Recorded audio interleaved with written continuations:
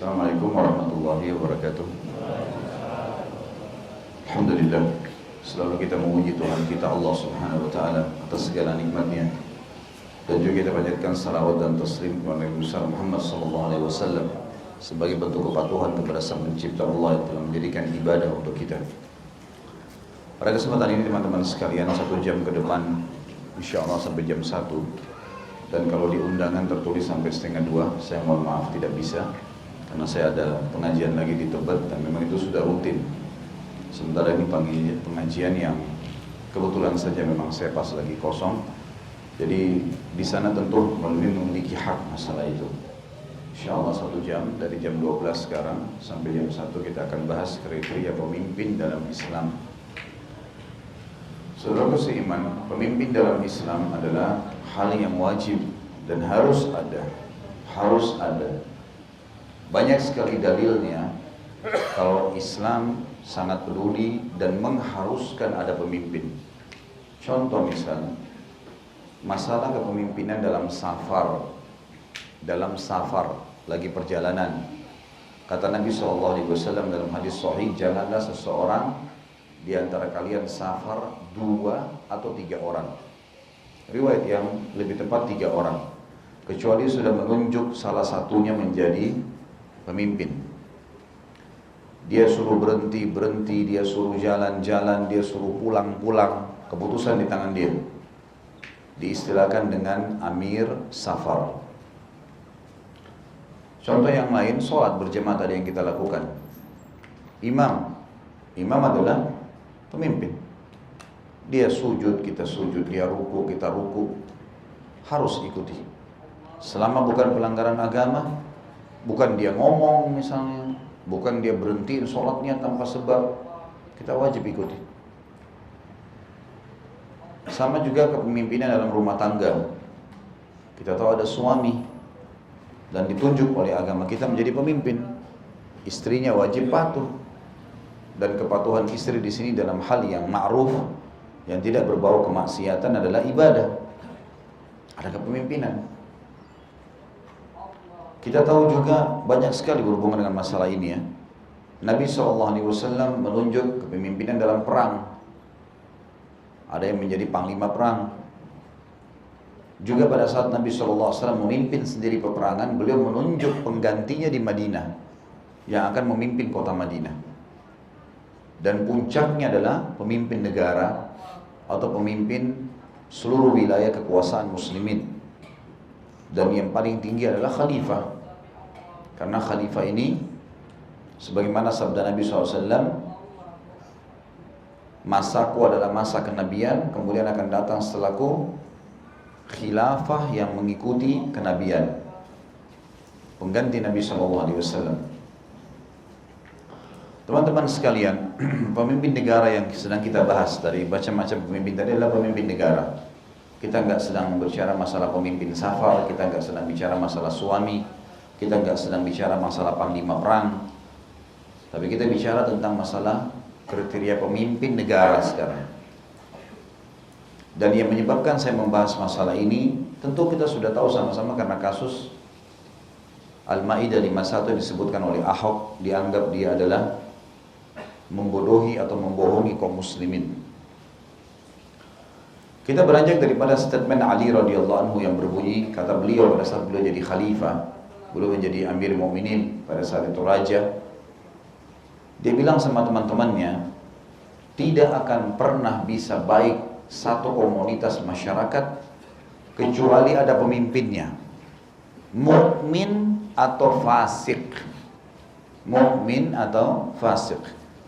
Siapa itu fasik? Kalau mukmin kita sudah tahu, beriman sama Allah, menjalankan 5 rukun Islam, mengimani ke 6 rukun iman, namanya mukmin. Kalau dia baru jalankan 5 rukun Islam, belum meyakini ke 6 rukun iman, namanya muslim. Mukmin lebih tinggi. Kata Ali radhiyallahu anhu, tidak akan baik satu komunitas masyarakat kecuali akan dipimpin oleh orang mukmin atau fasik. Fasik istilah bagi muslim yang masih banyak dosanya, tapi muslim. Dan Ali bin Abi Thalib radhiyallahu anhu tidak menyebutkan orang kafir. Dia cuma menyebutkan 2 orang. Muslim dua-duanya, Tapi yang satu mukmin, luar biasa keimanannya, dan yang satu fasik. Muslim tapi masih banyak kesalahan-kesalahannya. Maka beberapa teman-teman Ali radhiyallahu anhu berkata, "Ya Amir Mukminin, kalau orang mukmin kami tahu, wajar jadi pemimpin orang mukmin. Tapi kalau orang fasik, bagaimana kami memahaminya? Kalau kita nggak ada pilihan kecuali orang ini saja, Muslim tapi dia fasik. Menurut Ali, milih. Nggak bisa, enggak." Maka kata para sahabatnya Ali, bagaimana kami memahami, kami bisa memilih pemimpin yang fasik kalau nggak ada pilihan? Maka kata Ali radhiyallahu anhu, dengannya, dengan si Muslim yang fasik tadi, jalan-jalan tetap akan aman. Seperti kita lihat Indonesia lah, para pemimpin kita belum sampai pada tingkat level mukmin. Mukmin itu hafal Quran 30 juz, sholat selalu di masjid 5 waktu, luar biasa ibadahnya. Nggak ada sudah tempat kemaksiatan terbuka. Nah itu pemimpin mukmin. Dan kita tidak temukan kan dalam pemimpin kita itu. Berarti mereka masih dalam kategori beriman tapi masih ada juga pelanggaran-pelanggaran. Tapi bukankah jalan-jalan kita aman sekarang? Aman. Orang keluar, kita ke tujuan kita belanja, bawa keluarga, ada kriminal tapi kecil. Maka Ali bin Abi Thalib dengan kebijaksanaannya mengatakan, tetap dengan adanya si fasik tadi ini, jalan-jalan akan aman. Pendapatan negara akan ada. Berputar roda kehidupan. Ada ekonomi, ada sosial, ada pendapatan negara. Dan seorang muslim yang menjadi warga bisa beribadah dengan tenang kepada Tuhannya sampai dia meninggal. Urusan si pemimpin yang fasik, urusan dia sama Allah. Dan itu terbukti sekarang. Kita bisa sholat, kita bisa pengajian, kita bisa haji dan umroh, bebas-bebas saja. Walaupun pemimpin kita belum sampai pada level mukmin yang luar biasa ibadahnya, tapi kita aman. Dan itu yang disampaikan oleh Ali bin Abi Thalib 1000 tahun sekian yang lalu. Sebuah kalimat hikmah yang luar biasa. Berarti teman-teman, dari mukaddimah tadi yang saya sampaikan, kita harus ada pemimpin. Sekarang kita mau bicara teman-teman sekalian, pemimpin yang ideal. Karena kalau kita bicara pemimpin yang ideal, berarti selain ini tidak ideal. Kalau ada, lebih baik kita jauhi, gitu loh. Artinya kita berharap yang ideal ini. Dan dalam Islam, kriteria pemimpin yang ideal ada 3. Yang pertama, harus muslim di wilayah komunitas muslim. Kayak Indonesia, Malaysia, negara yang kita mayoritas, Saudi, ya, Pakistan.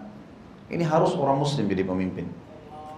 Kalau di daerah kita minoritas, nggak ada urusan. Australia, Amerika, nggak ada urusan sama kita. Jepang, Korea, orang muslim kecil jumlahnya. Kita nggak boleh berurusan sama kepemimpinannya. Tapi kalau kita di daerah yang kita komunitas, nggak boleh. Harus pemimpinnya muslim. Dari mana dalilnya Ustaz? Kita lihat dalil yang pertama adalah perilaku baginda Nabi sallallahu alaihi wasallam.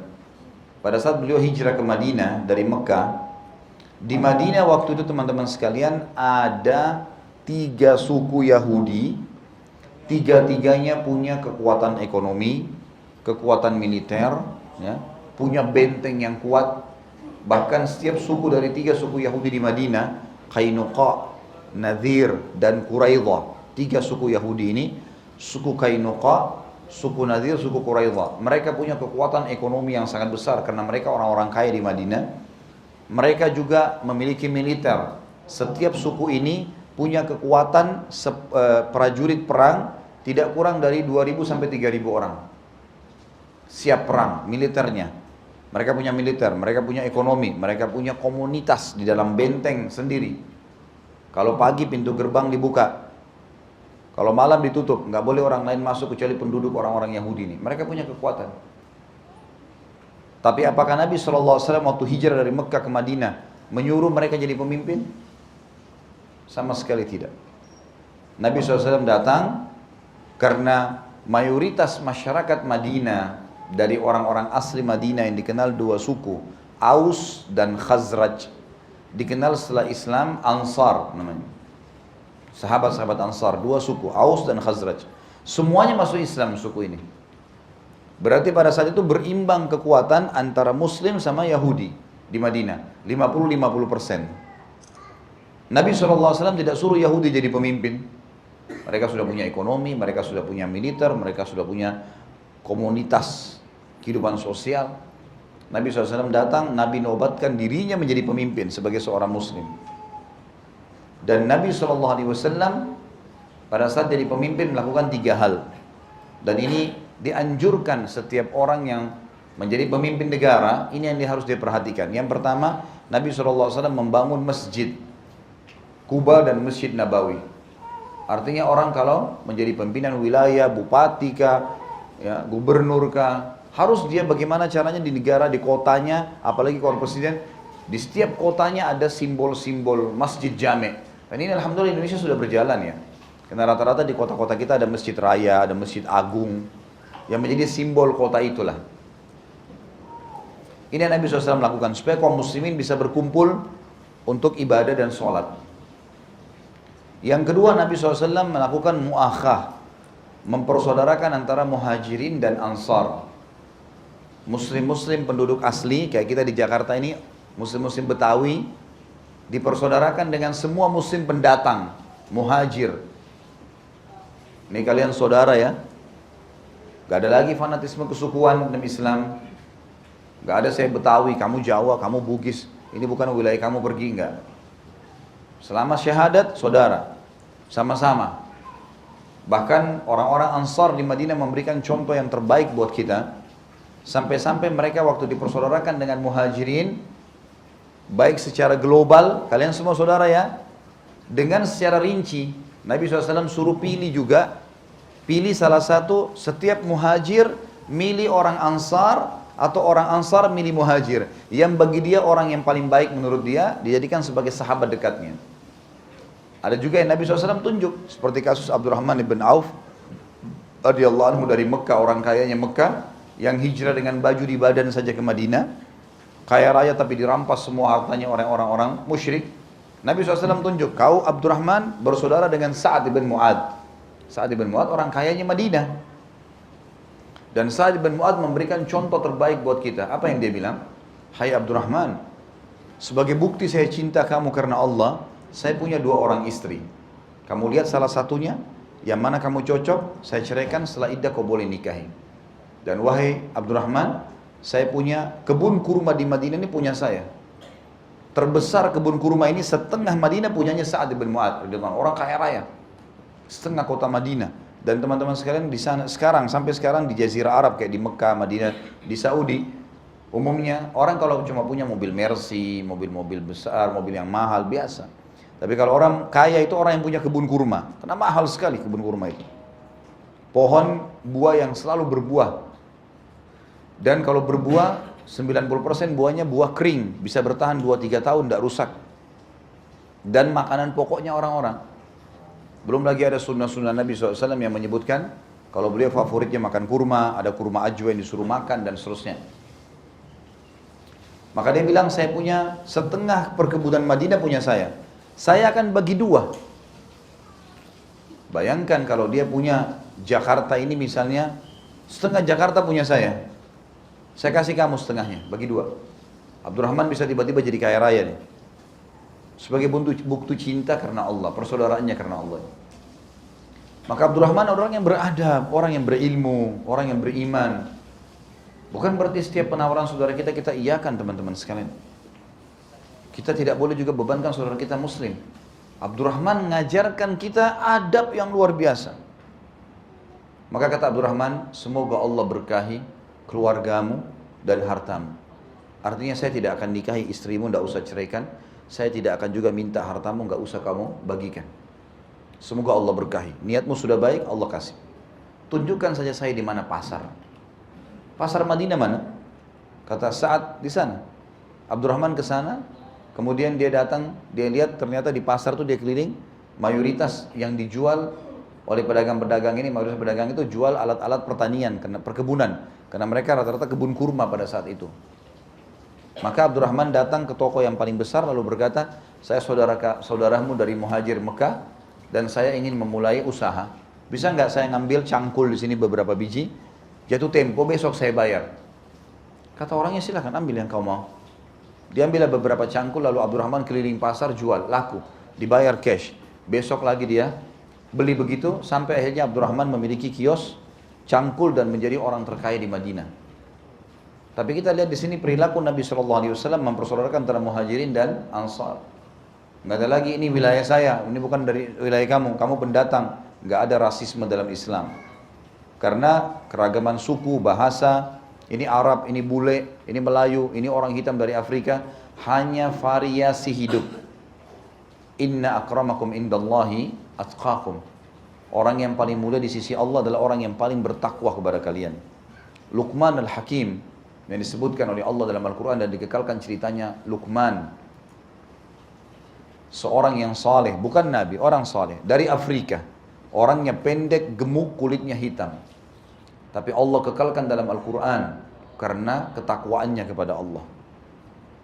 Dalam hadis kata Nabi SAW, Allah tidak melihat kepada jasad, paras wajah dan juga harta kalian, tapi Allah melihat kepada hati kalian, niat-niat kalian, dan juga amal kalian.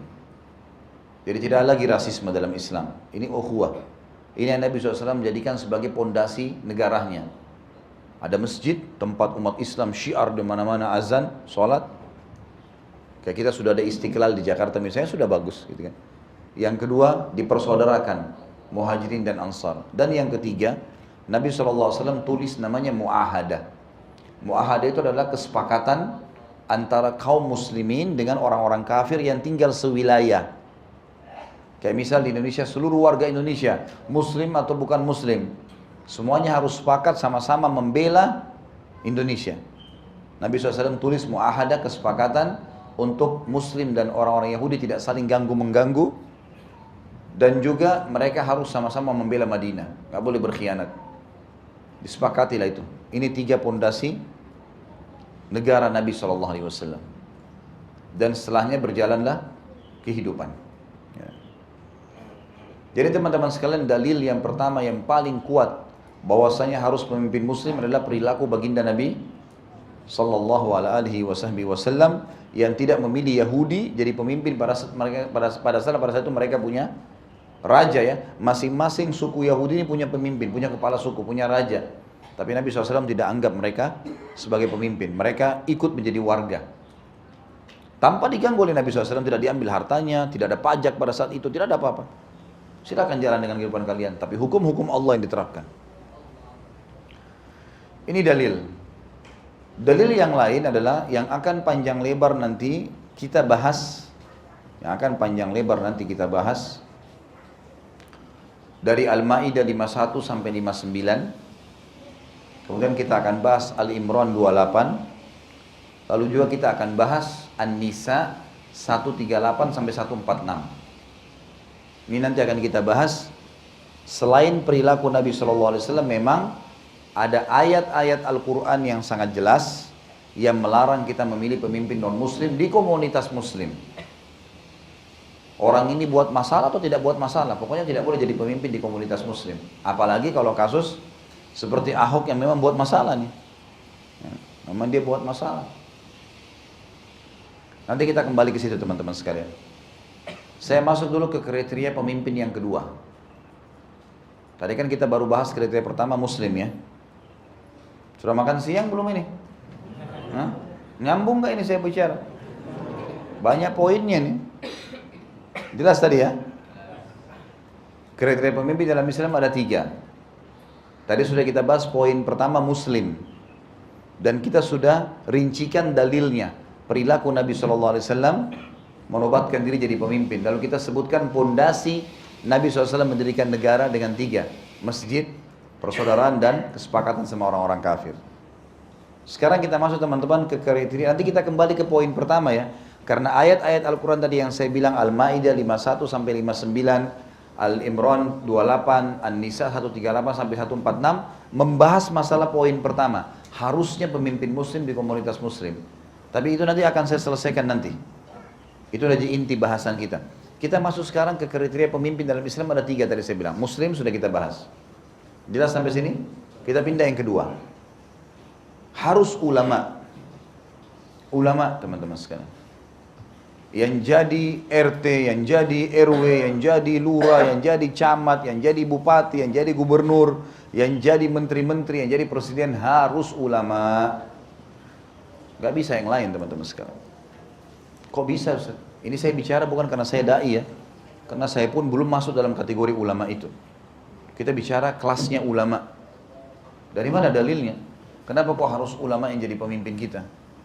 Hadis Nabi SAW.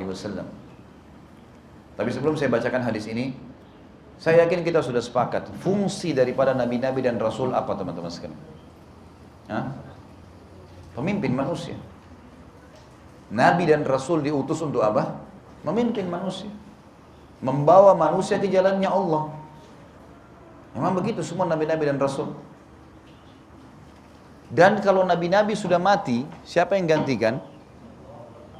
Para ulama. Kata Nabi SAW, al-ulama'u warathatul anbiya. Para ulama itu pewarisnya para nabi-nabi. Maju sini, rapatin, masih banyak yang baru datang. Merapat tolong ikhwah. Maju lagi Pak, maaf.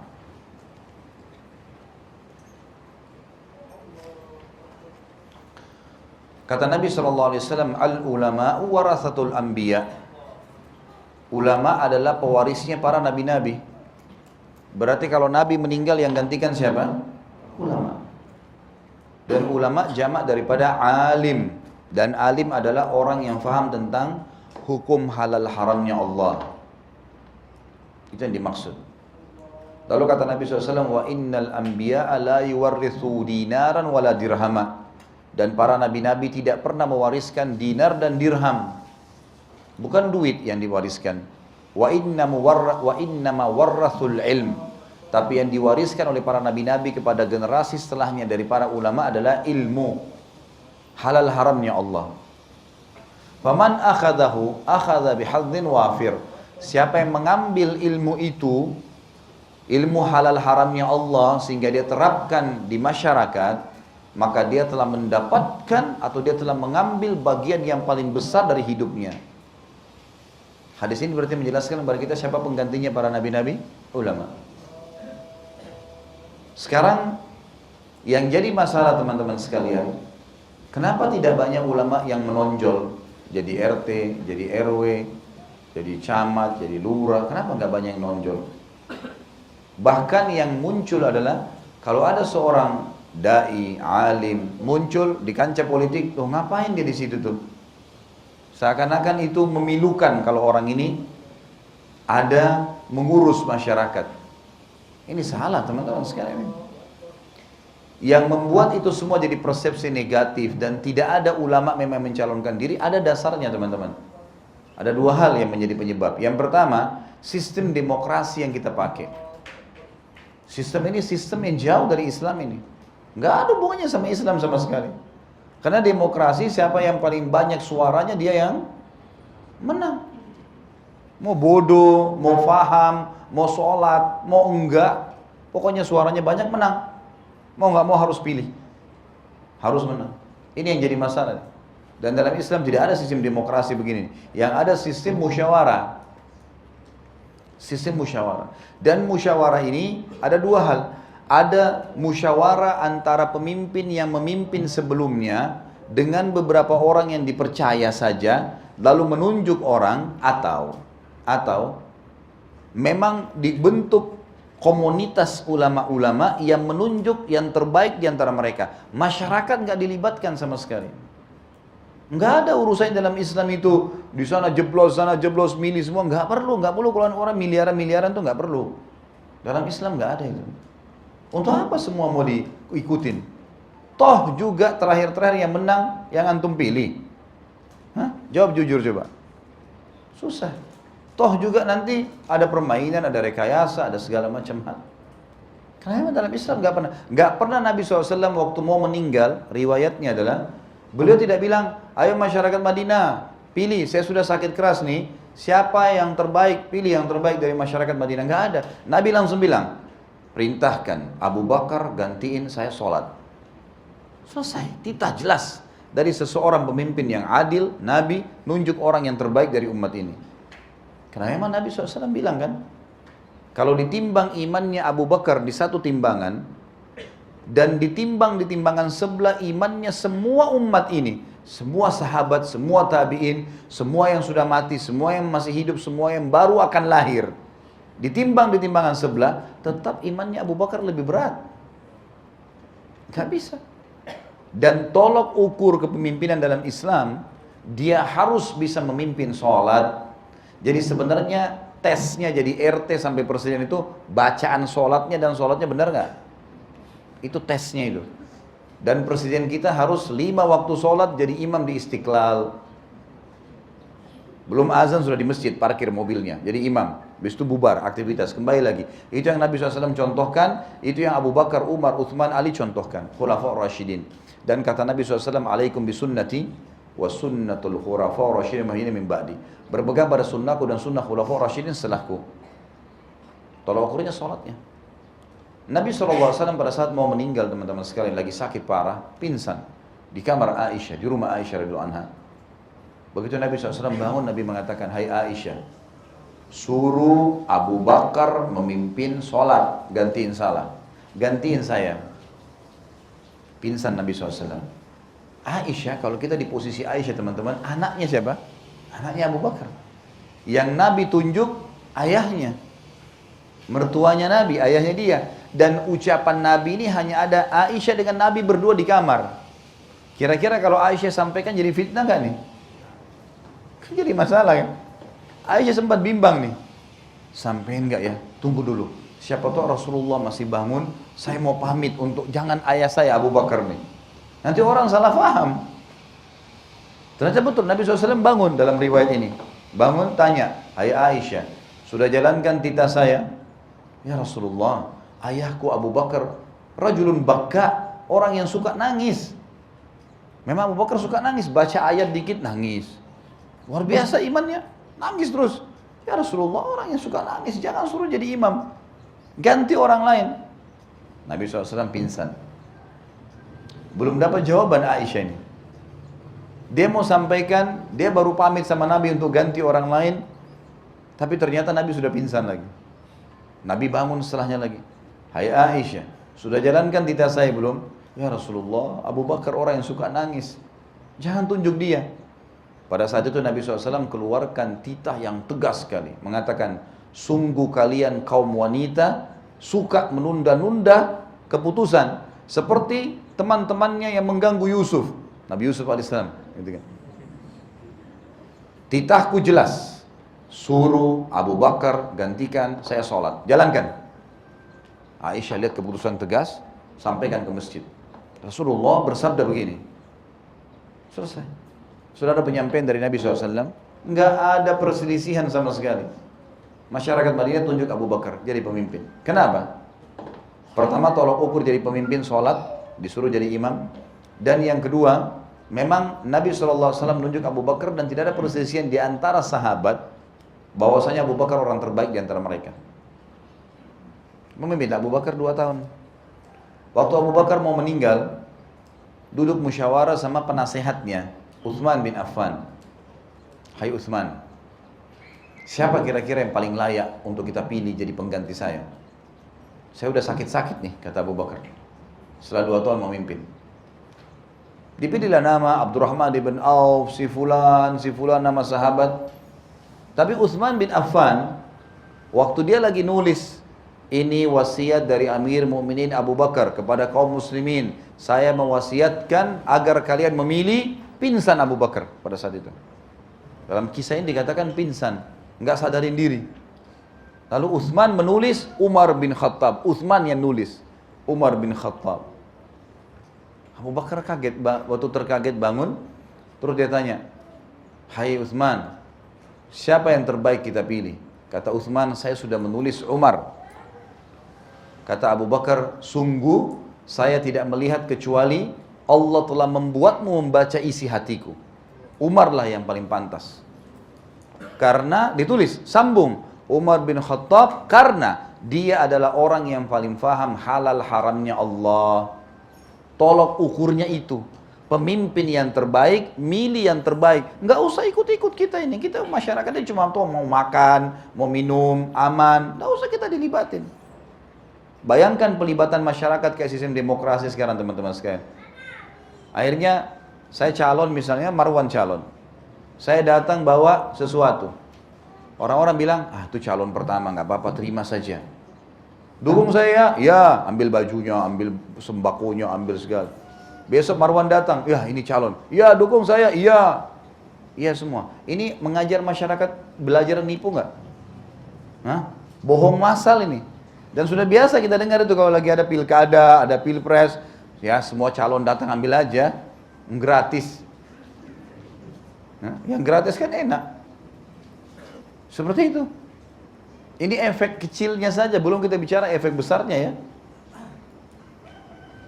Waktu Umar bin Khattab sudah jadi khalifah, ditunjuk, nggak ada perselisihan. Abu Bakar sudah tulis wasiat, sudah selesai. Pilih orang ini, pasti yang terbaik.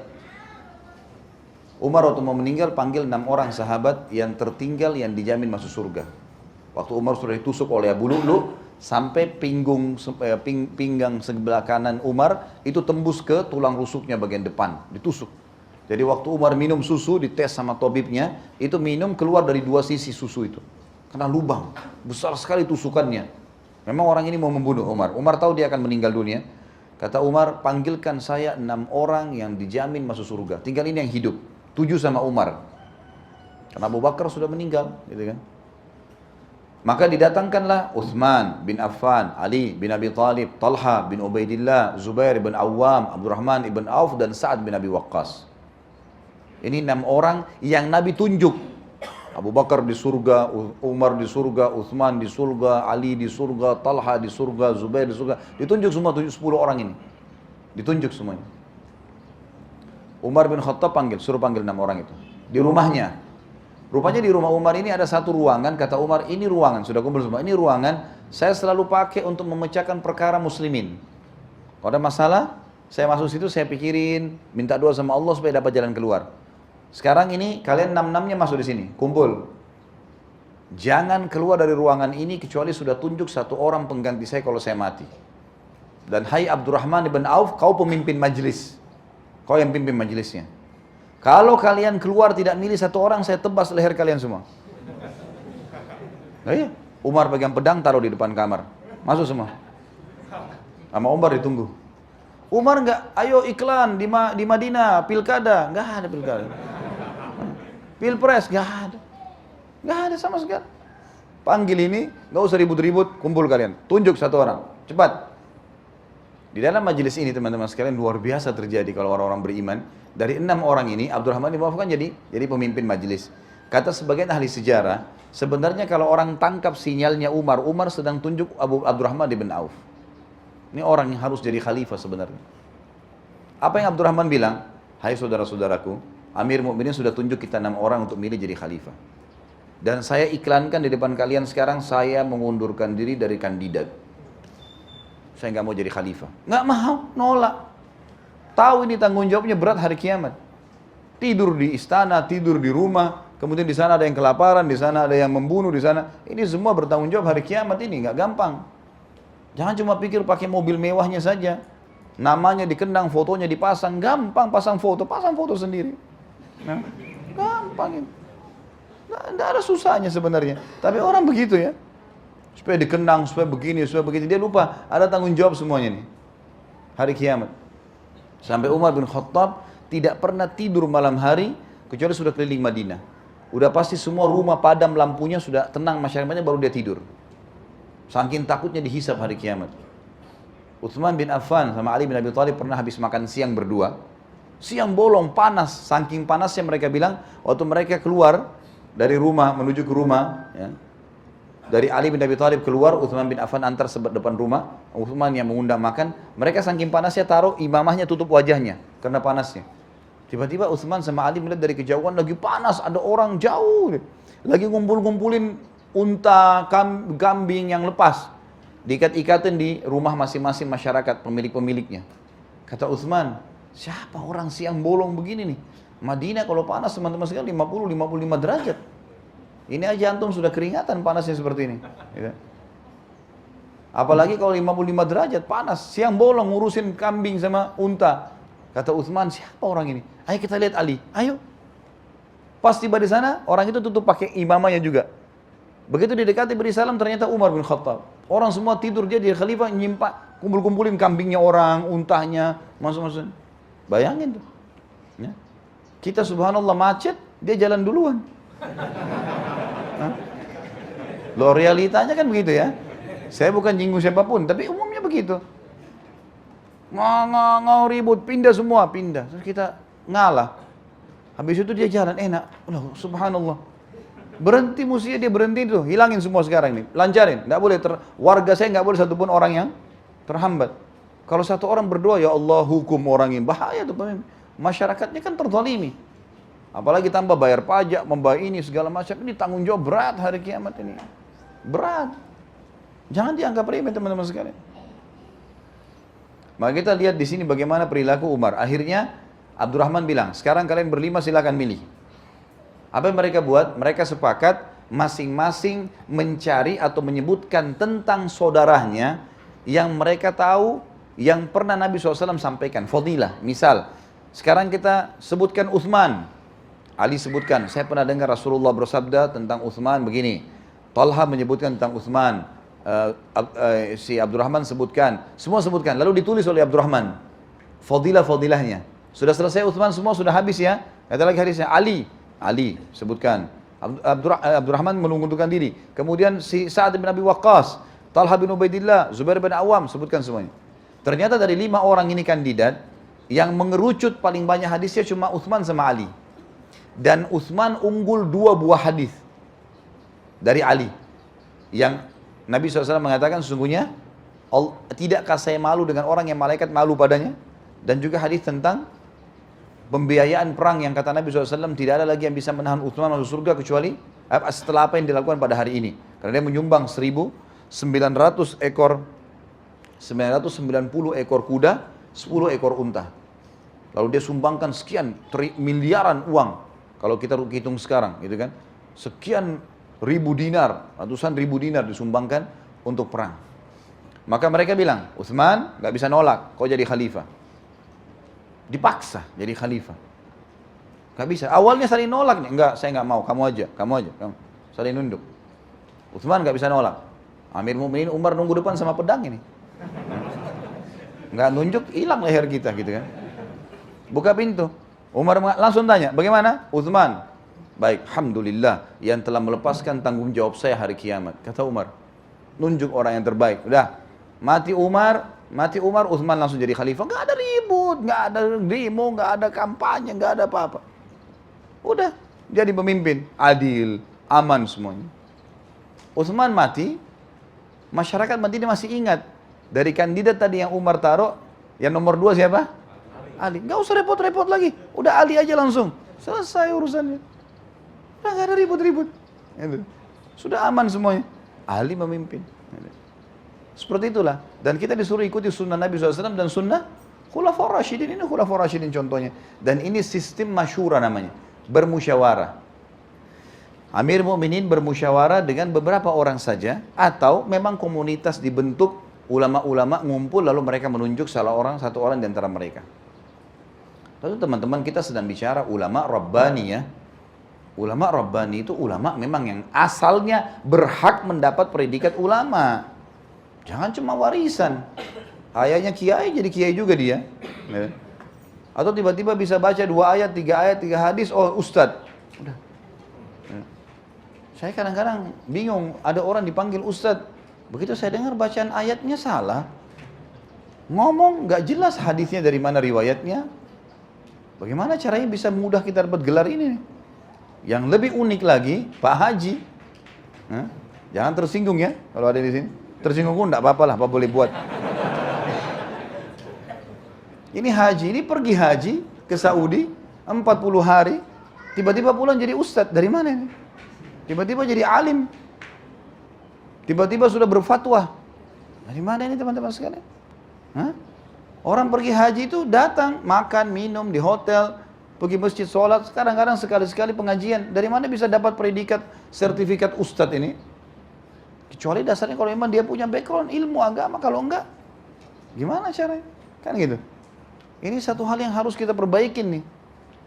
Jadi harus memang ulama Rabbani, hafal Al-Quran 30 juz, hadis yang dihafal.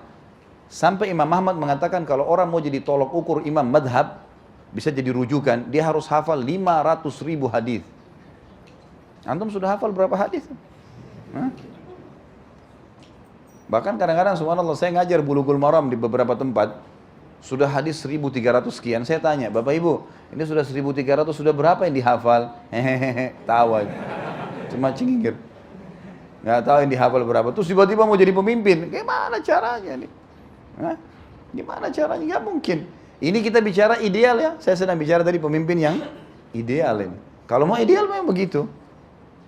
Harusnya seorang alim. Pasti teman-teman, kalau seorang alim yang Rabbani, udah nggak perlu dikhawatirkan tuh masalah adanya diskotik, adanya bar, adanya maksiat zina di sana sini. Udah nggak ada lagi semua itu. Pasti dia akan hapus gitu kan. Dia akan hapus, dia tahu itu haram, dia tanggung jawab hari kiamat. Pasti akan ada kemakmuran karena dia tahu, gitu kan. Bahwasanya dia harus berlaku adil. Dia harus menjalankan ini tanggung jawab hari kiamat. Satu orang aja bertanggung jawab. Satu orang jadi musuh kita hari kiamat cukup menghabiskan seluruh pahala kita. Bagaimana kalau satu kota? Bagaimana kalau satu negara? Gak gampang itu teman-teman. Tunjuk saya, pilih saya bagaimana? Kamu siap nggak ini? 200 juta lebih Indonesia nih. Tanggung jawabnya berat loh itu. Nggak gampang. Benar nggak? Nah ini poin penting. Nah seorang alim ulama teman-teman, dia sangat tahu, dia khawatir sekali, hati-hati.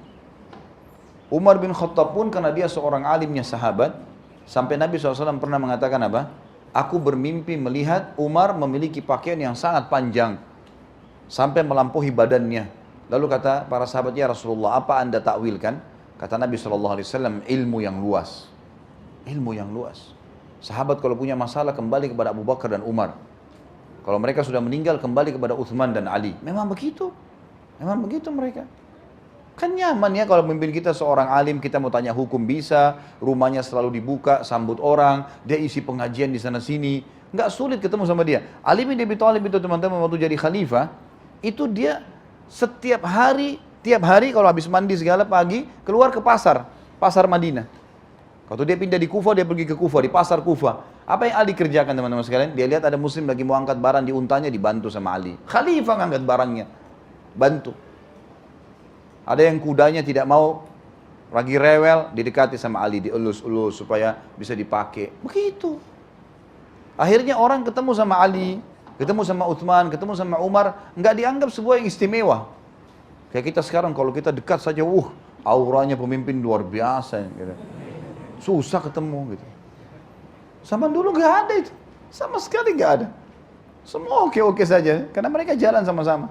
Sampai Umar bin Khattab mengatakan syarat jadi gubernur di zaman Umar.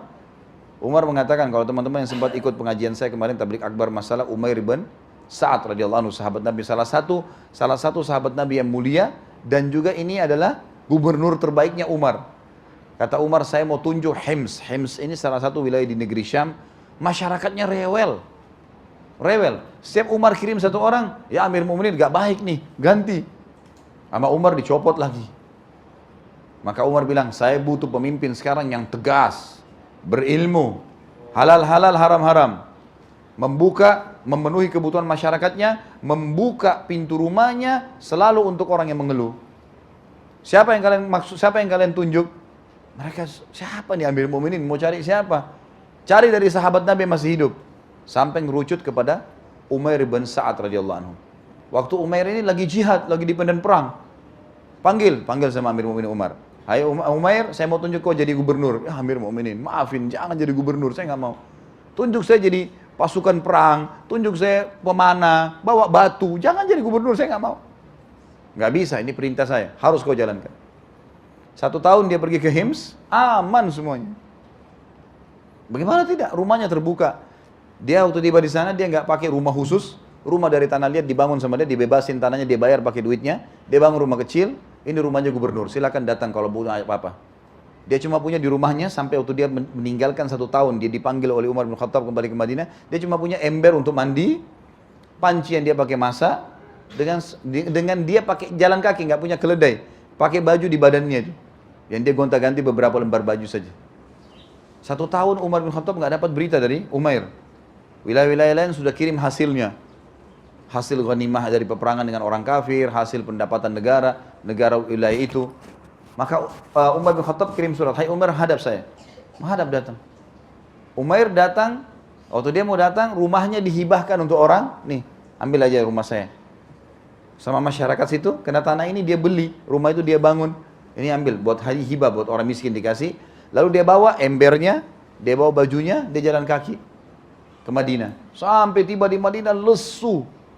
Ini negeri Syam ke Madinah teman-teman sekalian, perjalanan luar biasa 1 bulan. Naik kuda, jalan kaki bisa 3 bulan.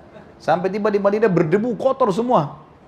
Tidak ketemu sama siapa-siapa, ada istrinya dan anaknya di Madinah. Dia tidak ketemu, dia datang langsung ke masjid ketemu sama Umar. Umar lihat, wahai Umar, kenapa kau begini buruk? Apa kau tidak ada tungganganmu? Dia bilang tidak ada, Amir Mu'minin. Masyarakat Hims tidak hadiahkan kepada kamu keledai, kuda, bisa kau naikin? Dia bilang tidak ada. Saya tidak minta, mereka juga tidak tawarkan. Saya nggak perlu itu. Lalu apa yang kau bawa? Dia bilang, saya bawa dunia. Umar bin Khattab pikir dia bawa harta banyak. Apa dunia itu? Dia bilang, ini seember air yang saya pakai. Ini panci-panci yang saya pakai masak. Ini baju saya.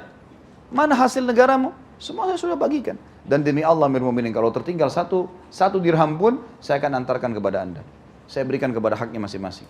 Lalu kata Umar, panjangkan jabatannya Umair. Kata Umair, tolong, stop. Saya udah nggak mau lagi. Saya udah nggak mau. Izinkan saya pergi tinggal sama istri anak saya di pinggir kota Madinah, di pinggir, di kebun-kebun, ada kebun saya, ada kebunnya kecil. Saya mau tinggal sana, memang sudah cukup. Saya nggak mau lagi. Maka Umar bilang baiklah. Lalu Umar ingin tes Umair. Umair lagi. Ini Umair ini 1 tahun nggak ada laporan. Jangan sampai dia curang. Maka diutuslah seseorang bernama Harith.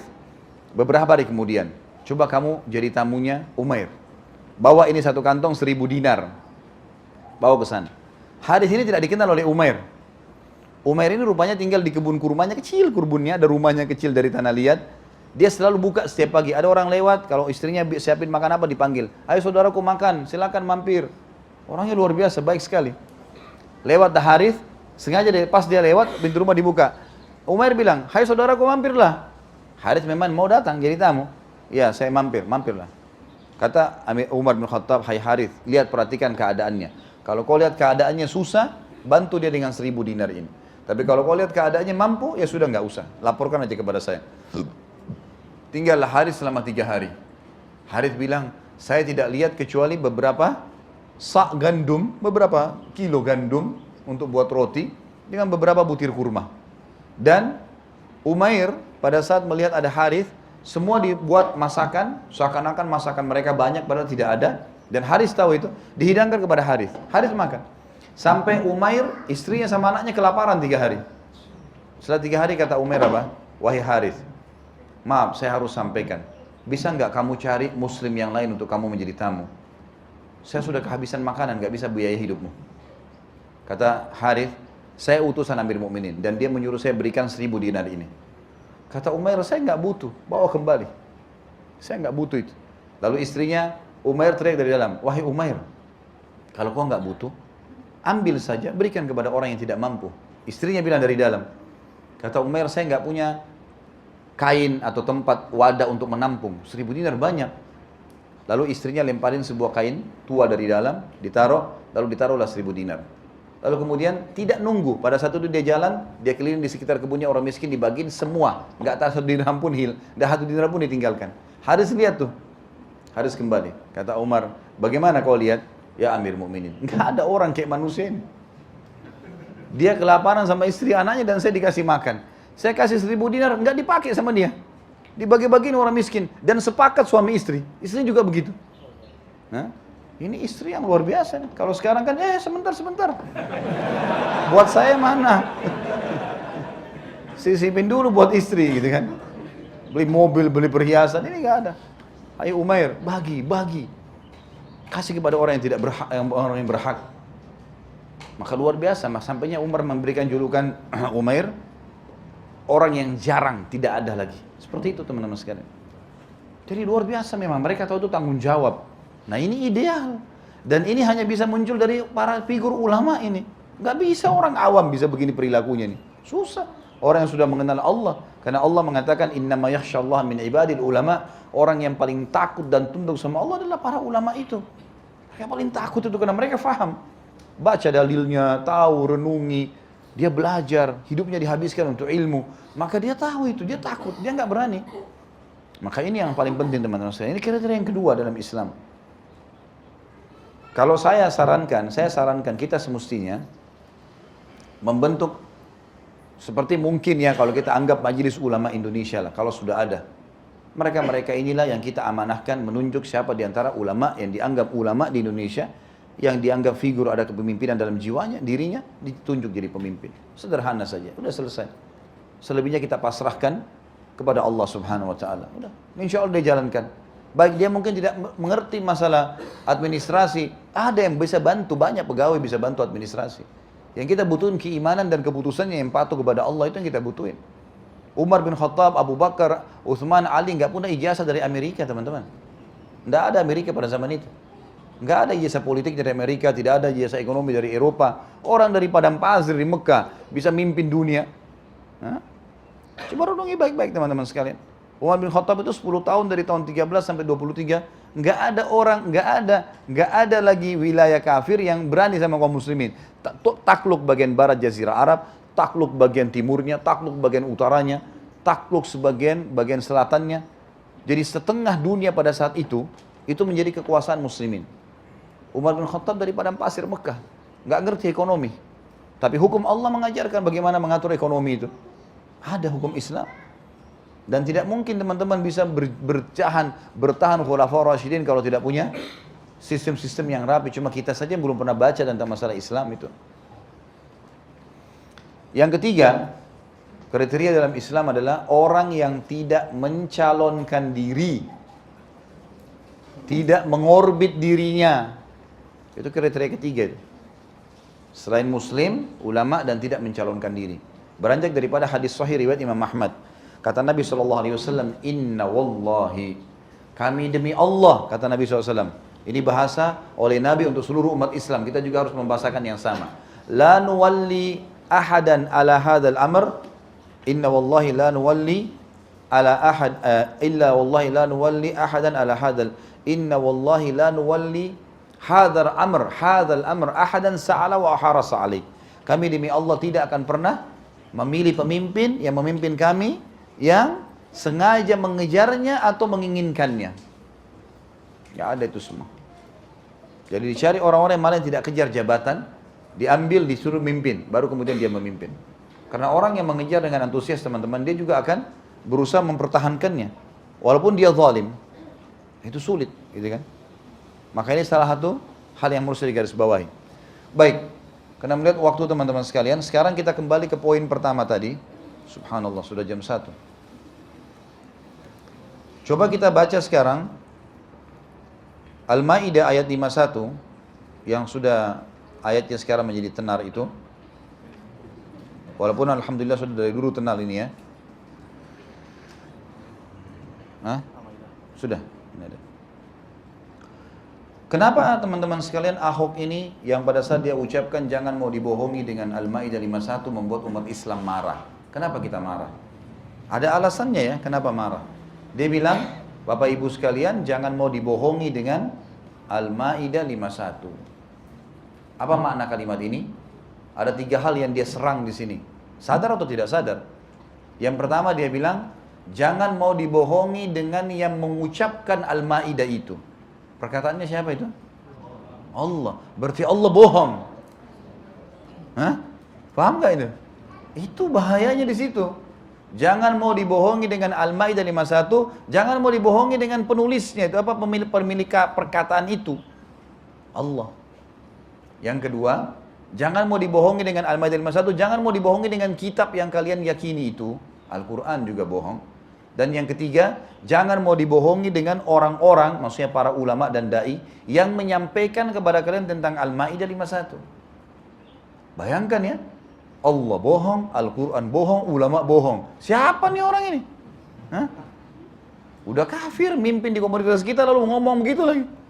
hanya untuk mencari dukungan agar umat Islam dukung.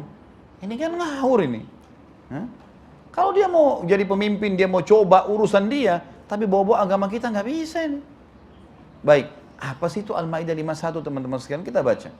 Allah SWT berfirman, A'udzu billahi minasyaitonir rajim. Ya ayyuhalladzina amanu, hai orang-orang yang beriman, la tattakhidu, jangan kalian mengambil dan menjadikan, Allah sebut al-yahuda wan nasara. Allah sebut Yahudi dan Nasrani. Allah sebut loh ini 1400 tahun yang lalu turun. Aulia, jamak daripada wali. Wali ini teman-teman, maknanya adalah penopang, penanggung jawab, pelindung. Kalau perempuan mau nikah, ayahnya sebagai apa? Wali. Apa itu wali? Teman? Bukan. Hah? Pelindung, penanggung jawab. Wali itu namanya. Itu makna daripada wali. Jadi terjemahan yang tepat memang pemimpin karena dia penanggung jawab. Ini sekarang dialihkan dengan makna ini, makna itu, ya urusan mereka lah. Pokoknya kita sudah tahu ini adalah pemimpin. Lalu kata Allah, ba'duhum awliya'u ba'd. Sebagian mereka, orang-orang kafir tuh, pemimpin sebagian yang lain. Udah, di antara mereka silakan. Di komunitas mereka, mimpin aja sana. Di tempat kita enggak. Kata Allah, wa may yatawallahum minkum, siapa yang coba-coba memilih mereka di tempat kalian, di komunitas kalian, fa innahu, sesungguhnya dia secara individu tadi yang memilih itu, yang mendukung, minhum, golongan mereka itu sama dengan orang kafir itu. Innallaha la yahdil qaumadz zalimin. Allah enggak akan berikan petunjuk orang-orang yang zalim. Baik. Makanya saya bilang teman-teman dalam ceramah-ceramah saya, kalau saya sarankan jangan cuma baca Al-Maidah 51, baca sampai 59. Karena ayat 52 sampai 59 membongkar kedoknya orang-orang yang dukung sekarang Ahok ini. Iya, ini bahasa saya langsung biar jelas. Apa kata Allah? Ayat 52, perhatikan. Fataral ladzina fi qulubihim marad. Dan kalian lihat orang-orang yang dalam hatinya ada sifat kemunafikan. Penyakit kata Allah, kemunafikan. Yusari'una fihim, mereka berlumba-lumba mendukung pemimpin-pemimpin non-muslim itu. Yaqulun, sambil mereka berkata, nakhsha an tusibana dairah, kami khawatir kami ditimpa kemudaratan. Apa itu mudarat? Hilang jabatan, nggak dapat uang, nggak dapat proyek. Nah itu semua. Ini 1400 tahun lalu lah Allah turunkan, seperti baru turun ke kita sekarang. Ya. Lalu kata Allah, fa'asallahu ayyati bil fathi aw amrin min indih, maka pasti Allah akan datangkan kemenangan atau solusi dari sisinya, fayusbihu, maka orang-orang munafik itu, dan ingat di zaman Nabi SAW pemimpin orang munafik namanya Abdullah bin Abi Salul. Jadi jangan terpengaruh sekarang dengan nama orang karena namanya bahasa Arab baru kemudian kita terpengaruh saja. Enggak, mereka berkedok Islam loh. Cirinya nanti kita akan baca An-Nisa 138. Ini perkataan Allah, saya akan baca Al-Quran dengan terjemahannya saja. Bapak Ibu nanti bisa nilai sendiri. Kata Allah, fayusbihu, orang-orang munafik itu yang memilih, yang mendukung orang-orang non-muslim sebagai pemimpin di tengah-tengah Islam, mereka akan menjadi ala ma asarru fi anfusihim nadimin. Terhadap keputusan mereka itu mereka pasti akan menyesal nanti.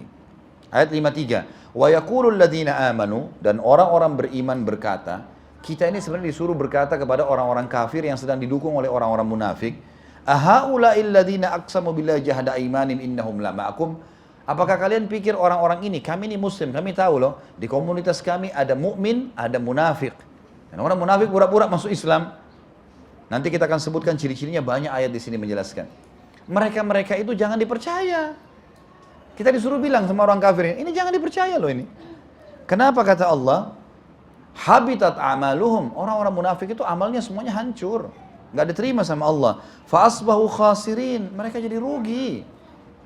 Lalu kata Allah ayat 54-nya, ya ayyuhalladzina amanu, hai orang-orang beriman, may yartadda minkum an dini, siapa yang murtad dari agamanya, dia tidak mau ikuti peraturan Allah, fasawfa ya'tillahu biqaum, kalau ada satu orang murtad dari Islam, enggak usah urus, enggak usah pedulikan, Allah akan ganti dengan satu kaum. Kaum itu minimal 3 orang. Sifatnya yang menggantikan satu orang murtad itu, yuhibbuhum wa yuhibbuna, mereka mencintai Allah dan Allah mencintai mereka.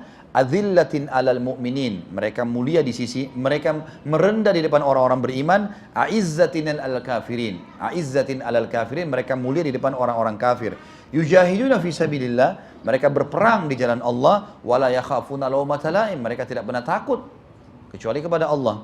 Dzalika fadlullah yu'tihi man yasha, itu karunia Allah yang Allah berikan kepada siapa yang diinginkan. Wallahu wasi'un alim, dan Allah maha luas dan maha mengetahui.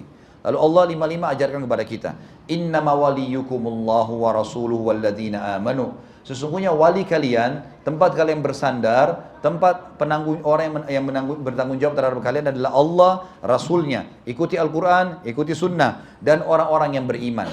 Cirinya alladzina yuqimunas shalah, mereka mendirikan salat, wa yu'tunaz zakah, mereka mengeluarkan zakat, wa hum raki'un, dan mereka selalu ruku.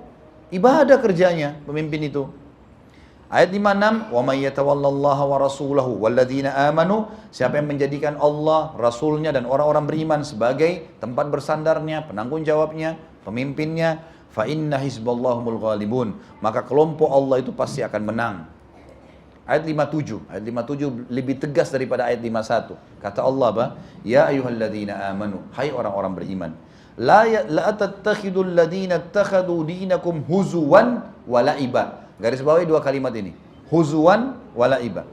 Hai orang beriman, jangan kalian menjadikan orang-orang yang menjadikan agama kalian bahan ejekan, huzuwan, walaiban, bahan olok-olok, bercanda. Minal ladina utul kitaba min qablikum, dari orang-orang yang menuntut Alkitab sebelum kalian, Yahudi dan Nasrani, wal kuffar, dan semua orang kafir secara umum, aulia, pemimpin-pemimpin kalian. Wattaqullah, takutlah kepada Allah, in kuntum mu'minin, kalau kalian benar-benar mengaku beriman. Orang-orang munafik disebutkan cirinya ayat 58, wa idza nadaitum ilas shalah, kalau kalian ajak mereka sholat tuh, orang-orang yang sibuk membela pemimpin non-muslim tadi di wilayah komunitas Islam. Jangan lupa, kita sedang bahas ayat 51 yang melarang memilih pemimpin non-muslim. Jadi ayat ini bersambung semua. Allah mengatakan, kalau orang-orang munafik itu kalian panggil sholat, ittakhaduha huzwan wa la'iba, mereka selalu mengolok-olok dan dijadikan bahan ejekan. Oh, masih sholat ya? Bukan saatnya bahas sholat duha, sholat malam, itu bukan saatnya sekarang. Islam ketinggalan gara-gara bahas itu. Nah, ini orang-orang begini saya sarankan, liberal-liberal ini, itu pilih agama lain aja. Enak kan? Buat agama sendiri, agama liberal, jangan pakai Islam. Karena kalau Islam pasti kita perangin kalian, nggak mungkin. Kita pasti ingatkan, nggak boleh dengan lisan kami, ingatkan, ya, dibongkar kedoknya, nggak bisa. Nggak mungkin kita diam. Dzalika bi annam qaumun la yaqilun, itu karena mereka kaum yang tidak menggunakan akal. Ini bahasa santunnya Allah ya. Kalau saya menggunakan bahasa saya, itu orang-orang gila. Oh iya, Allah bilang nggak boleh, nggak apa-apa. Gimana caranya? Nggak bisa ini. Allah dan Rasulnya yang lebih tahu tentang tafsir Al-Maidah 51. Baik, kenapa kau tafsirkan? Dia bilang itu kan aulia, bukan namanya, bukan artinya pemimpin. Kamu tafsirkan. Gimana caranya kau bilang orang lain jangan tafsir tapi dia tafsirkan? Dan siapa orang ini? Belum pernah dites bacaan Qur'annya, Allah alam bagaimana sholatnya kita nggak tahu. Ya. Lalu ayat 59 teman-teman, ini kita disuruh oleh Allah ucapkan kepada ahli kitab. Kalau ada orang Yahudi Nasrani bilang, udahlah orang Islam nggak usah ribut-ribut, itu Ahok cuma salah bicara saja. Nah, misal contoh, ingat teman-teman, dalam Islam hukumnya, kalau ada orang kepergok buat salah, kepergok, lagi mencuri kepergok, lagi berzina kepergok, hukumnya dihukum. Walaupun taubat. Jadi misalnya ada orang ketangkep nih, lagi mencuri barang. Kemudian teman-teman sekalian lagi diproses di penjara, mau dipotong tangannya di kisos, dia taubat. Taubat nasuha, benar-benar taubat. Apakah potong tangannya berhenti? Enggak. Tetap di kisos. Karena kepergok. Dalam Islam tidak ada pengakuan dosa. Antum tidak perlu pernah berzina lalu datang kepada ustadz seperti agama Katolik, datang ke pasturnya, saya pernah buat begini. Enggak perlu. Antara antum sama Allah tutupin, jangan ceritain orang. Kita disuruh tutupin aib dan kesalahan kita. Sudah cukup begitu. Kata Allah, ucapkan kepada ahli kitab. Kalau ada yang mengatakan kenapa sih harus marah-marah? Qul ya ahlal kitab. Katakan kepada ahli kitab Yahudi dan Nasrani itu, hal tankimuna minna, apakah kalian menyalahkan kami, memandang kami salah? Baca terjemahan di HP Anda masing-masing. Benar nggak ini? Apakah kalian memandang kami salah? Illa an amanna billah, hanya karena kami beriman kepada Allah yang melarang kami memilih kalian sebagai pemimpin. Allah yang suruh loh itu. Bukan keputusan si fulan, bukan si fulan. Al-Quran turun. Wa ma unzila ilaina, dan tertulis dalam kitab kami, Al-Quran. Wa ma unzila min qabl, dan juga dalam kitab kalian juga sama.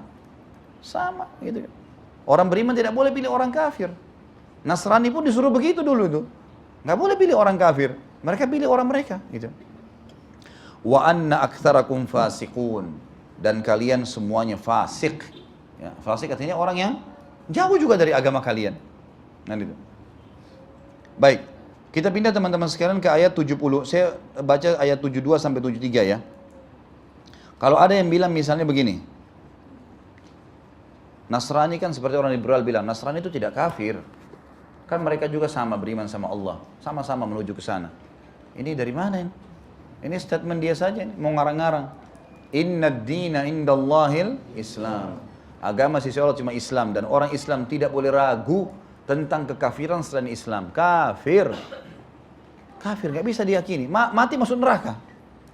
Siapa yang mengatakan? Allah. Contoh orang Nasrani. Kita bicara Ahok karena dia Nasrani, dan dia luar biasa mencak-mencak bilang, mau bicara sama masalah keimanan dengan saya orang beriman. Bagi kami kamu kafir. Biar kau ngaku beriman. Siapa yang bilang? Allah. Baca Al-Maidah 72. Allah yang bilang loh ya. A'udzubillahi minasyaitonirrajim. Laqad kafara, telah kafir, alladzina qalu, yang berkata, innallahu wal masihu ibnu Maryam, yang berkata Isa putra Maryam adalah Tuhan, adalah Allah. Mereka kan bilang Isa Tuhan. Buktinya mereka pasang patung-patungnya, terus panggil, Tuhan maafin saya segala, dipanggil. Padahal itu patung loh. Udah nganggap Isa sebagai Tuhan, salah. Terus patungnya lagi dipanggil-panggil, salah lagi.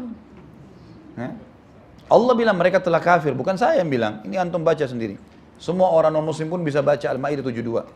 Allah bilang, wa qala al-Masih, dan Isa putra Maryam dulu berkata pada saat dia masih ada, ya Bani Israel, kepada orang-orang yang didakwai sama dia, hai Bani Israel, u'budullaha rabbi wa rabbakum, sembahlah Tuhan Allah satu, Tuhanku dan Tuhan kalian. Innahu may yusyrik billah, siapa yang menyekutukan Allah, mengatakan Allah punya anak, Allah ada Tuhan lain selain Allah, seperti dikatakan Isa putra, Isa ini adalah Tuhan, faqad harramallahu alaihil jannah, Allah telah haramkan baginya masuk surga, wa ma'wahun nar, dan pasti masuk neraka, wa ma lidzalimina min ansar, dan orang-orang zalim tidak ada penolong baginya. Baik Ustaz, mereka mungkin tidak mengatakan Isa adalah Tuhan, tapi mereka katakan Trinitas kan? Yang lebih ringan, ada ayah, ada ibu, ada anak. Paling tidak mereka anggap Isa adalah anaknya Allah. Apa yang Allah bilang ayat 73? Allah pertegas, laqad kafara, dan telah kafir, alladzina qalu, orang yang berkata, innallaha thalithu thalatha, Allah itu salah satu dari tiga. Allah rincikan nih 1400 tahun yang lalu. Wa ma min ilahin illa ilahun wahid, enggak ada Tuhan kecuali satu saja. Wa in lam yantahu amma yaqulun, kalau mereka tidak berhenti dari apa yang mereka ucapkan itu, la yamassannal ladzina kafaru minhum adzabun alim, pasti akan tertimpa untuk mereka siksa yang pedih bagi orang-orang yang kafir itu. Sekarang kita pindah Al-Imran 28.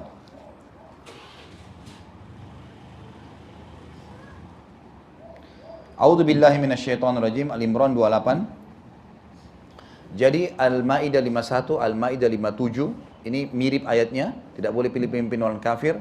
Al-Imran 28 juga sama nanti An-Nisa 144.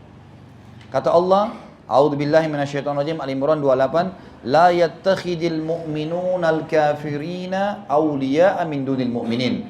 Tidak boleh orang-orang mukmin, janganlah orang-orang mukmin mengambil orang-orang kafir menjadi wali atau menjadi pemimpin mereka dan meninggalkan orang-orang beriman, mukmin. Situ diteruskan ayat. Wa may yaf'al dzalika, kalau ada orang tetap melakukan itu, memilih pemimpin non muslim di komunitas Islam itu, falaisa minallahi fi syai'in illa an tattaqu minhum tuqah, maka Allah tidak akan perintahkan kalian kecuali kalian harus melepaskan diri dari orang-orang itu.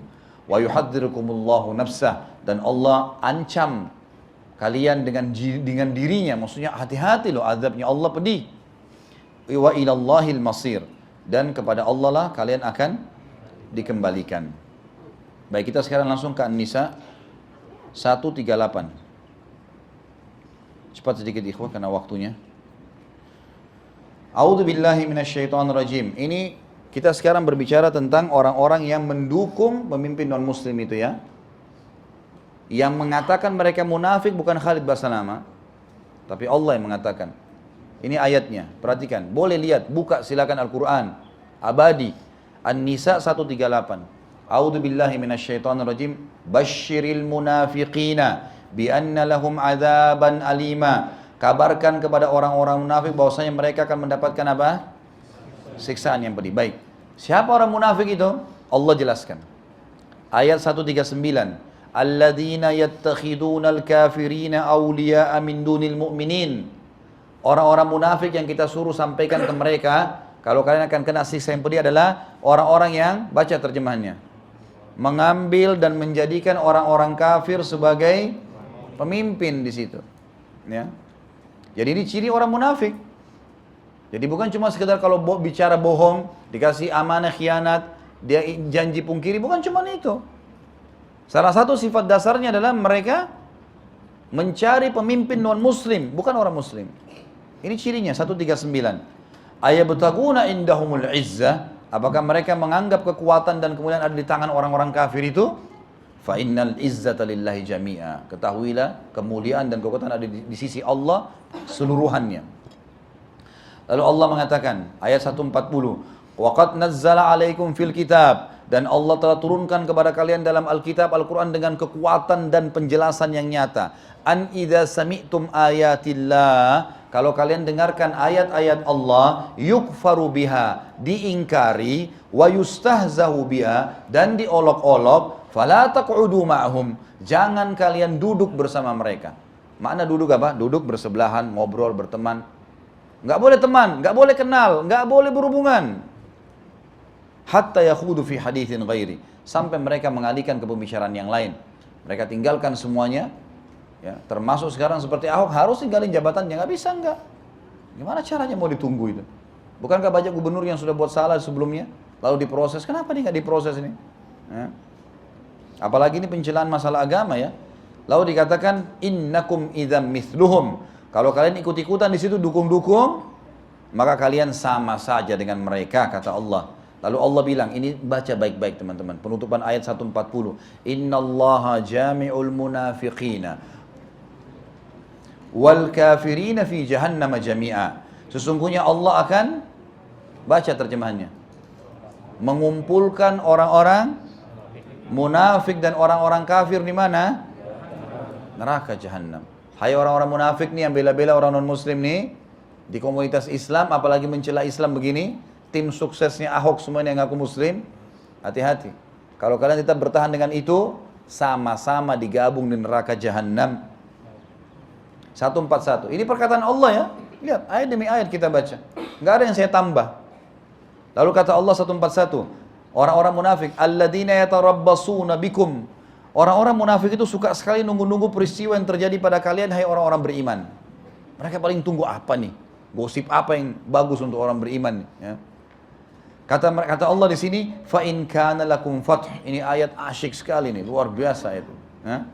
Kalau kalian dapat kemenangan minallah, dari sisi Allah, nanti nih kalau umat Islam menang, Ahok nggak jadi pemimpin segala, ya, apa kata mereka? Qalu, mereka berkata, alam nakum ma'akum, bukankah saya juga muslim?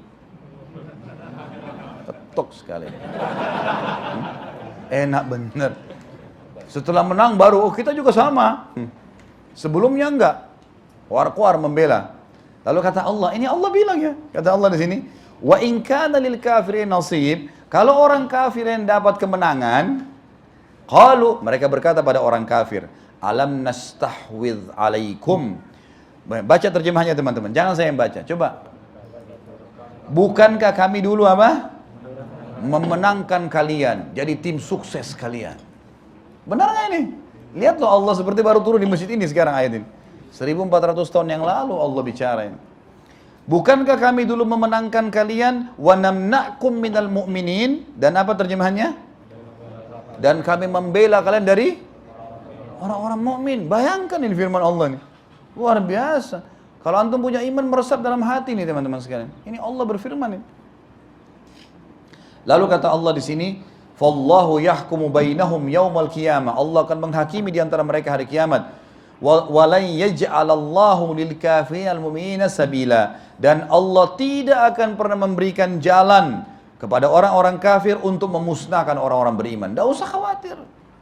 Negara orang kafir kan sekarang mengaku semuanya kuat. Apa yang mereka bisa buat? Paling 2-3 orang muslim dibunuh. Bisa musnahin semua? Gak bakalan. Allah bilang Allah tidak akan menjadikan itu.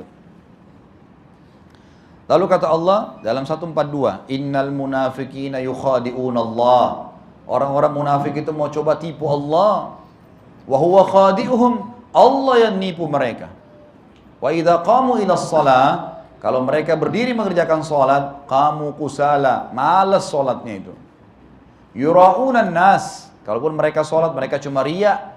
Wala yadhkurunallaha illa qalila, mereka tidak berzikir kepada Allah kecuali sedikit. 143, ini kehidupan mereka. Allah ceritakan pada kita. Bangun tidur bingung, bimbang ya orang munafik ini. Apa kata Allah? Mudzabdzabina baina dzalik, mereka dalam keadaan ragu antara demikian iman dan kafir. Mereka bingung. Mereka mau sama orang beriman, mau suruh ke masjid tidak mau, mau bela Islam tidak mau. Terus orang kafir juga tidak mau. Kata Allah mereka mudzabdzab, berada di antara keduanya. La ilaha ula, tidak ikut sama orang-orang beriman, wala ilaha ula, tidak juga menjadi orang kafir. Bingung hidupnya tiap hari begitu. Wa may yudlilillah, siapa yang telah Allah sesatkan, falan tajida lahu sabila, tidak ada petunjuk baginya. 144, ya ayyuhalladzina amanu. Allah ulangi lagi. Al-Maidah 51, Al-Maidah 57, Al-Imran 28, An-Nisa 144. Ini semua melarang pilih pemimpin non-muslim. Haram hukumnya di komunitas Islam. Ya ayyuhalladzina amanu, hai orang-orang beriman, la tattakhidul kafirina awliya min dunil mu'minin. Janganlah kalian menjadikan orang kafir pemimpin kalian dan meninggalkan orang-orang beriman. Aturiduna an taj'alu lillahi alaikum sultanan mubina. Coba teman-teman baca terjemahnya. Saya mau ini baca ayat ini, potongannya. Aturidun, apakah kalian ingin ya, an taj'alu lillahi alaikum sultanan mubina, kalian mengadakan alasan yang nyata untuk apa? Allah menyiksa kalian. Ini Allah berfirman ini. Kalian mau tetap milih, disiksa loh sama Allah. Apakah kalian mau datangkan alasan yang nyata supaya Allah siksa kalian? Tanda tanya. 1400 tahun yang lalu turun ayat ini. Ini luar biasa ini. Ya. Lalu kata Allah 145, innal munafiqina fid darkil asfali minan nar. Ketahuilah orang-orang munafik itu kalau meninggal dalam keadaan nifaknya, mereka akan masuk ke dasarnya neraka. Walan tajida lahum nasira. Tidak ada penolong bagi mereka. Orang kafir jelas, orang beriman jelas. Ini enggak jelas ini. Bahaya bagi orang beriman nih. Hah? Di zaman Nabi SAW waktu perang Uhud, itu keluar pasukan 1000 orang, 300-nya munafik. Apa yang mereka buat teman-teman? Mereka keluar sama pasukan, begitu tiba di lokasi perang, mereka sengaja pulang. Sengaja pulang. Untuk mengganggu, supaya hatinya orang beriman itu jadi down. Efek jadi takut. 700 lawan 3000 nih. 300 orang pulang. Begitu bayangkan. Itu perilaku mereka di zaman Nabi SAW. Zaman sekarang juga sama. Baik, pertanyaan terakhir teman-teman sekalian, dan ini ayat terakhir kita 146. Apakah orang munafik masih bisa dimaafkan? Bisa. Asal 4 syarat mutlak. 146. Illalladzina tabu. Yang pertama ini, kecuali orang yang taubat nasuha. Taubat itu berarti tinggalkan, berhenti. Yang kedua, wa aslahu, perbaiki kesalahannya. Iklankan lagi di media, saya minta maaf, saya dulu salah. Aslahu. Syarat yang kedua. Yang ketiga, wa tasamu billah. Apa di situ? Berpegang teguh pada agama Allah. Yang keempat, wa akhlasu dinahum lillah. Mereka ikhlas menjalankan agama Allah ini, nggak ada lagi munafik dalam hatinya sedikit pun. Faulaika ma'al mu'minin, baru mereka itu sama dengan orang-orang beriman. 4 syaratnya. Allah yang bilang 1400 tahun yang lalu teman-teman. Wa sawfa yu'tillahu al-mu'minina ajran 'azima, dan Allah akan memberikan orang-orang beriman itu pahala yang besar. Jelas nggak? Luar biasa Allah sampaikan. Dan ini teman-teman sekalian yang kita harapkan semoga kaum muslimin, kaum mukminin menyadari ayat-ayat ini, dan juga orang-orang yang tersentuh dalam hatinya penyakit kemunafikan sadar sebelum azabnya Allah datang. Kemuliaan dan kemenangan hanya datang dari sisi Allah Subhanahu wa taala. Mohon maaf saya nggak bisa baca pertanyaan teman-teman sekalian karena sudah jam 1 lewat. Tapi ada tema-tema ini sudah beberapa kali pertemuan saya sampaikan, dan ada beberapa teman-teman yang bertanya dan insya Allah sudah terjawab gitu kan, bisa ditonton di YouTube insya Allah. Yang jelas niat kita tidak ada kecuali kebaikan, ingin mengajak muslimin agar menyadari teman-teman Al-Maidah 51 yang disebutkan oleh Ahok, dengan hikmah Allah dia sebutkan itu. Seperti Sumayyah mengatakan waktu disiksa oleh Abu Jahal, disiksa sampai berdarah-darah, Abu Jahal bilang, kau tidak takut?